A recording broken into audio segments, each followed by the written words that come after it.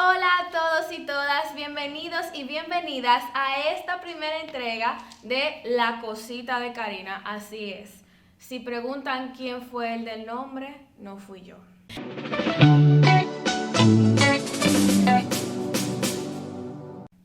Entonces hoy tenemos un tema súper chulo y es de hecho nuestro primer tema, así como les comentaba, y es acerca de la educación sexual. O sea, eh, es una cosa del otro mundo, es un capricho, ¿qué es lo que pasa con la educación sexual aquí en República Dominicana? Entonces, iniciar contándoles que educación sexual es una serie de programas destinados a todo lo que tiene que ver con este tema de educación respecto a la sexualidad, pero también con valores y perspectiva de género. Y una vez la gente empieza cuando oye género y se aloca, pero vamos a explicar qué implica perspectiva de género. Significa que la gente va a aprender por qué las personas tienen una división social. Esto no quiere decir que se va a inducir a nadie a la homosexualidad o se va a promocionar.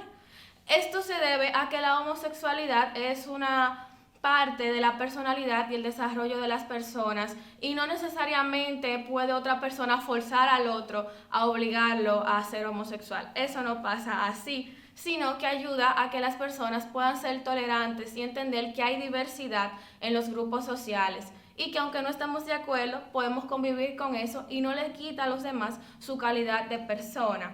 Entonces, si la educación sexual es un tema que tiene ciencia y que de paso no induce a nadie al tema de iniciar en la homosexualidad ni nada de eso, ¿por qué es tan difícil entonces acceder a educación sexual? Esto se debe a un contexto social e histórico que nosotros tenemos aquí en nuestro país y en muchos lugares del mundo, porque creemos, ay, que nada más aquí, qué sé yo qué. No, pasa en muchos lugares y es difícil para las familias hablar de educación sexual porque los padres que nosotros tuvimos, su referencia de educación sexual fue la chancleta, la correa, el palo o una persecución con la escoba. Uno se rito, pero es verdad.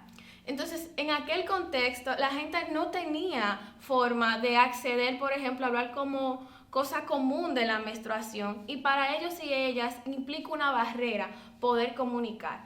Aparte de que cuando las personas no tienen información adecuada sobre el tema de educación sexual, tenemos esta parte de que vamos a hablar desde lo que nosotros y nosotras estamos creyendo y que no necesariamente esta información es la que encaja con la realidad.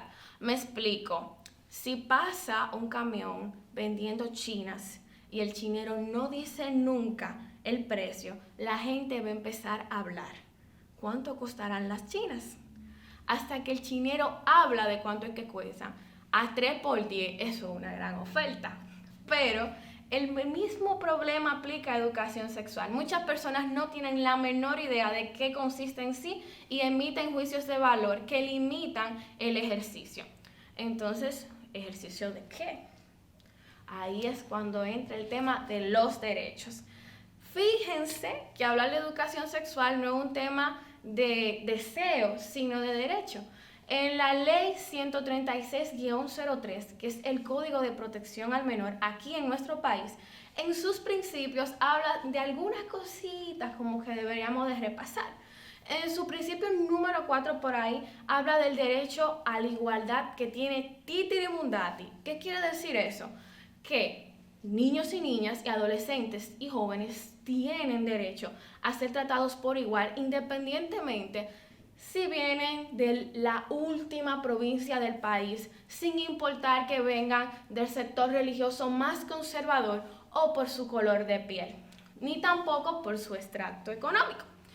Es decir, que el joven que tiene 5 pesos vale lo mismo que el que tiene 200 pesos diarios o el que tiene hasta 1 millón en su cuenta de ahorros. Es decir, que el Estado, o sea, el gobierno, la familia, la iglesia y toda esa gente que está siendo parte de nuestra sociedad en la actualidad, tiene la obligación de garantizar lo mismo a todo el mundo por igual. Así que sí, los jóvenes que son cristianos o pertenecen a otro grupo religioso tienen derecho a recibir educación sexual. Sí, señores, tienen derecho. ¿Cómo que no? que no... Ah, ok. Entonces miren que sí tienen derecho. Entonces algo importante es, ¿cuáles son los efectos de la educación sexual? Miren, en países del mundo como Alemania, la educación sexual es obligatoria y sus tasas de embarazos en adolescentes son mucho más bajitas que las demás de la región. También la Organización Mundial de la Salud hablaba junto con UNESCO, que es también otra organización mundial que habla sobre educación y cultura, que mientras más educación sexual recibían los jóvenes, más responsables podrían ser sobre su sexualidad y el tema de cómo cuidarse. La educación sexual no solamente aporta información sobre métodos anticonceptivos o prevención de embarazos, aporta cosas importantes a los valores de las personas, al respeto, la tolerancia, el autoestima y las relaciones sociales que existen entre los pares. Es decir, que no es una educación sexual que va destinada inclusivemente al tema de las relaciones sexuales, ni tampoco motiva a que alguien inicie a tener relaciones sexuales a temprana edad. Significa que se prepara a la persona para que cuando llegue el momento de tener relaciones sexuales tenga las herramientas para cuidarse y tener una relación saludable. Y así vamos a tener menos casos el día de mañana ante el Ministerio Público de mujeres denunciando violencia sexual, física, económica o de hombres que no identifican cuando están siendo agredidos. Y esto es muy importante. Entonces, ¿podría un menor de edad o un adolescente buscar por sus propios medios educación sexual? Y aquí está el tema. Sí, la misma ley que yo les mencionaba al principio, 136-03, habla del derecho a la información acorde a la edad de la persona. Y resulta que educación sexual está destinada para todo el mundo en diferentes edades. Desde pequeños que están empezando a relacionarse con los demás hasta personas adultas que ya están casadas y tienen hijos e hijas. Esto es algo universal y no es excluyente. Si tienes más preguntas o dudas o comentarios, por favor déjanoslas en el link de abajo que van a dejar por alguna parte o comentario que yo no estoy viendo.